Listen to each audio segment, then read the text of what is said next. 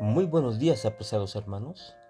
Les saluda su amigo el pastor Eleazar Santiago Morales. Hoy es lunes 8 de diciembre y la escuela sabática se titula Acusaciones. Leemos en el libro de Josué capítulo 22, versículo 9 al versículo 20. Así, los hijos de Rubén y los hijos de Gad y la media tribu de Manasés volvieron, separándose de los hijos de Israel, desde Silo, que está en la tierra de Canaán, para ir a la tierra de Galaad, a la tierra de sus posesiones, de la cual se habían posesionado conforme al mandato de Jehová por conducto de Moisés. Y llegando a los límites del Jordán, que está en la tierra de Canaán, los hijos de Rubén y los hijos de Gad y la media tribu de Manasés edificaron allí un altar junto al Jordán, un altar de grande apariencia. Y los hijos de Israel oyeron decir que los hijos de Rubén y los hijos de Gad y la media tribu de Manasés habían edificado un altar frente a la tierra de Canaán, en los límites del Jordán, del lado de los hijos de Israel. Cuando oyeron esto los hijos de Israel, se juntó toda la congregación de los hijos de Israel en Silo para subir a pelear contra ellos. Y enviaron los hijos de Israel a los hijos de Rubén y a los hijos de Gad y a la media tribu de Manasés en tierra de Galaad, a Fines, hijo del sacerdote Eleazar, y a 10 príncipes con él, un príncipe por cada casa paterna, de todas las tribus de Israel, cada uno de los cuales era jefe de la casa de sus padres, entre los millares de Israel, los cuales fueron a los hijos de Rubén y a los hijos de Gad y a la media tribu de Manasés en la tierra de Galaad, y les hablaron diciendo: Toda la congregación de Jehová dice así: ¿Qué transgresión es esta con que prevaricáis contra el Dios de Israel para apartaros hoy de seguir a Jehová, edificándoos altar para ser rebeldes contra Jehová? ¿No ha sido bastante la maldad de Peor, de la que no estamos aún limpios hasta este día, por lo cual vino la mortandad en la congregación de Jehová, para que vosotros os apartéis hoy de seguir a Jehová?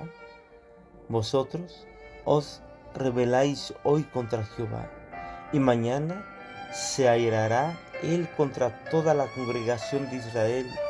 Si os parece que la tierra de vuestra posesión es inmunda, pasaos a la tierra de la posesión de Jehová, en la cual está el tabernáculo de Jehová, y tomad posesión entre nosotros, pero no os rebeléis contra Jehová, ni os rebeléis contra nosotros, edificándoos altar, además del altar de Jehová nuestro Dios. ¿No cometió Acán, hijo de Zera, prevaricación en el anatema? Y vino ira sobre toda la congregación de Israel, y aquel hombre no pereció solo en su iniquidad.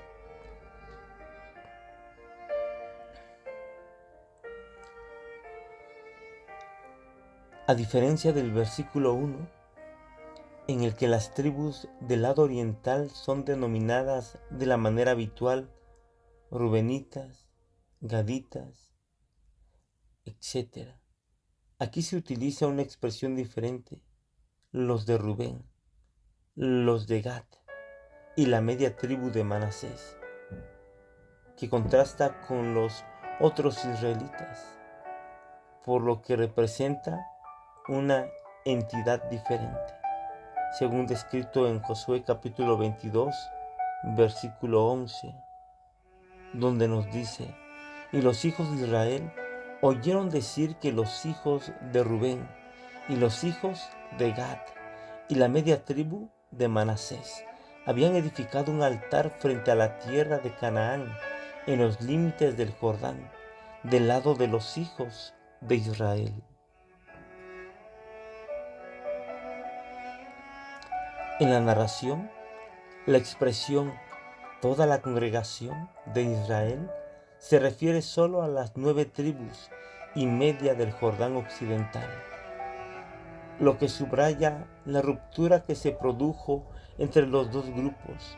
De hecho, la cuestión que subyace en el relato es si las tribus del lado oriental del río podían ser consideradas israelitas. Cabría esperar una conclusión apacible de la historia. Sin embargo, la tensión surgió cuando se informó que las tribus del este erigieron un altar junto al Jordán. El texto no ofrece aquí ninguna razón para tal iniciativa, ni describe la función del altar o la actividad específica relacionada con él. La ambigüedad acerca del significado de este altar se acrecienta si observamos los recuerdos del primer cruce del Jordán en los capítulos 3 y 4 del libro de Josué, donde todo Israel entró por la ribera del Jordán para cruzar el río hacia Canaán. En esta ocasión, una parte de Israel llegó hasta el Jordán para cruzar el río en dirección opuesta. En ambos casos, fue erigida una estructura de piedras.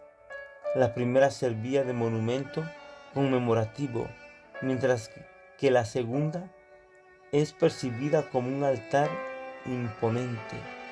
La pregunta que inevitablemente viene a la mente es: ¿qué significan estas piedras? Lo podemos comparar con Josué capítulo 4, versículo 6 y versículo 22. Y nos dice: para que esto sea señal entre vosotros, y cuando vuestros hijos preguntaren a sus padres mañana diciendo: ¿qué significan estas piedras? Declararéis a vuestros hijos diciendo: Israel pasó en seco por este Jordán.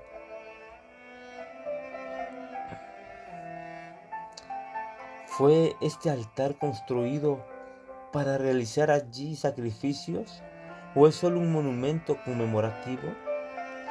¿Estaban estas otras tribus empezando a caer en la apostasía? El hecho de no consultar con Josué, Eleazar o los líderes de las tribus dio lugar a un malentendido que pudo desembocar en un terrible conflicto. Jesús y el apóstol Pablo exhortan a cada uno de los miembros de la iglesia a no juzgar a los demás. Leemos en el libro de Lucas capítulo 6 versículo 37. No juzguéis y no seréis juzgados. No condenéis y no seréis condenados. Perdonad y seréis perdonados. San Juan capítulo 7 versículo 24 declara: no juzguéis según las apariencias, sino juzgad con justo juicio. Y en 1 Corintios capítulo 4, versículo 5 dice: así que no juzguéis nada antes de tiempo, hasta que venga el Señor, el cual aclarará también lo oculto de las tinieblas y manifestará las intenciones de los corazones. Y entonces cada uno recibirá su alabanza de Dios. Es tan fácil arribar a conclusiones erróneas acerca de la motivación de otra persona. Por eso la Escritura nos dice que no debemos juzgar a los demás. En los comentarios de la sierva del Señor, Elena G. de White, nos dice: las 2 tribus y media habían cometido un error al llevar a cabo, sin explicación alguna, un acto susceptible de tan graves sospechas. Los embajadores, dando por sentado que sus hermanos eran culpables, les dirigieron reproches mordaces. Los acusaron de rebelarse contra Dios y los invitaron a recordar cómo había caído castigo sobre Israel por haberse juntado con Baal Peor en nombre de todo Israel.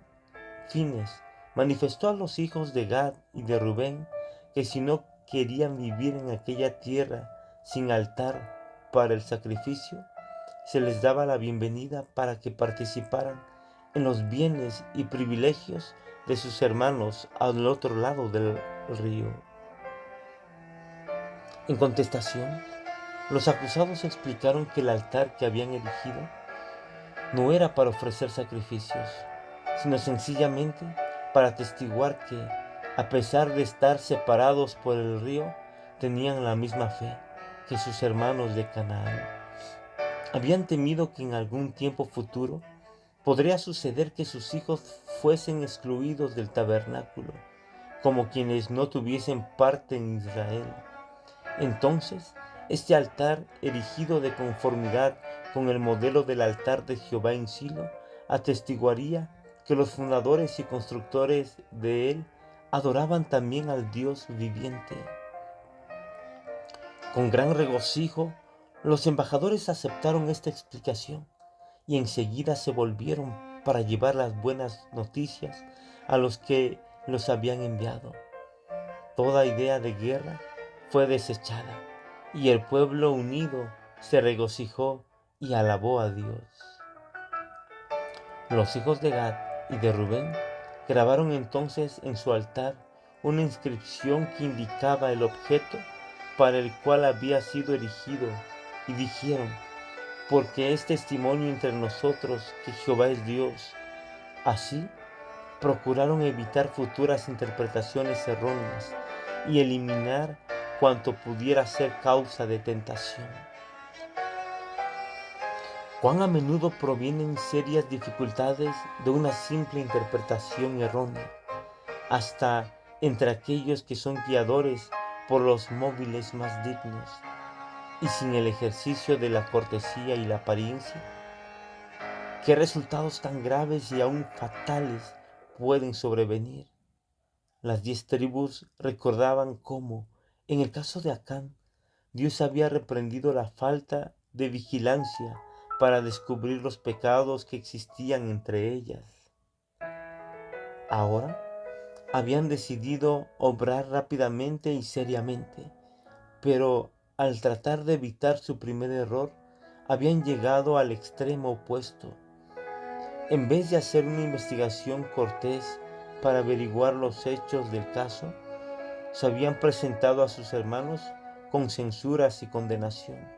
Si los hombres de Gad y de Rubén hubieran respondido animados del mismo espíritu, la guerra habría sido el resultado. Es interesante, apreciados hermanos y amigos, cómo las acusaciones sin fundamento generan un conflicto. Sin embargo, la Escritura nos recuerda que la blanda respuesta quita la ira. Y vemos aquí, en esa lección de escuela sabática, que las tribus de Rubén, de Gad y la media tribu de Manasés respondieron de una manera pacífica. Cuán importante que en medio de las acusaciones que se hagan hacia tu persona, no te exaltes, no te alteres, responde con paciencia y todo vendrá en calma. No juzguemos a los demás.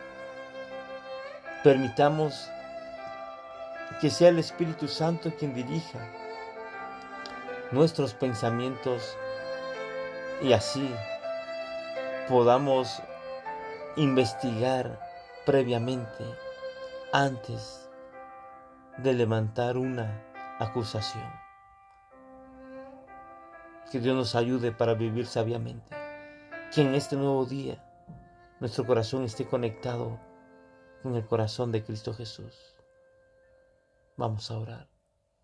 Querido Padre Celestial, te damos gracias por tu santa palabra.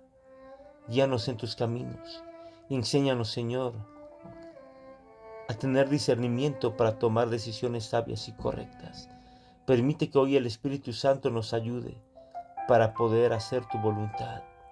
Bendice nuestro hogar, bendice nuestro matrimonio, bendice a nuestros hijos y permite, mi Dios, que tu gracia se pose en medio de nosotros, en nuestros corazones. En Cristo Jesús te lo pedimos. Amén. Que Dios te bendiga.